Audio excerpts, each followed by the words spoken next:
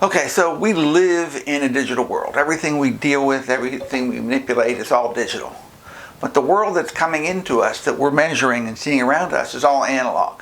So our eyes bring in analog signals, we feel in analog, everything we hear in analog, everything is in an analog world. But we live in a digital world where everything's been digitized. So this process is called digitization, and it's not just turning it into binary, it's converting it into numbers. So we've been doing this for a long time when we look at the world. One of the things we've been doing is counting.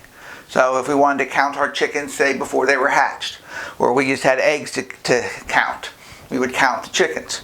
And of course we'd start counting 1, 2, 3, 4, 5, 6, 7, 8, 9, 10.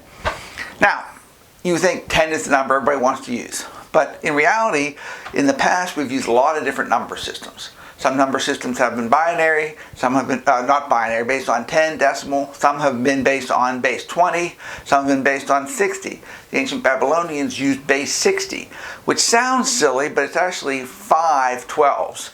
And 12 is a number that comes up often. We'll get to it in a little bit. One of the things when we digitize and we start doing this counting is, what system are we going to use?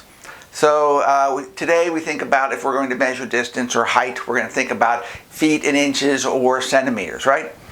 So if I was talking about how tall I was, we'd say, oh, I'm 5'9". Every time I go to the doctor, they measure me, it's 5'9", 5 foot 9 inches. If I was in Europe, I'd be being measured in centimeters, right? But there's still some number there. And I'm really not whatever numbers they have. So I'm really not 5'9", right? But we're measuring in feet and inches. If I was just measuring in feet and we rounded, right, I'd be either 4 feet, 5 feet, 6 feet, 7 feet. And everybody would be that.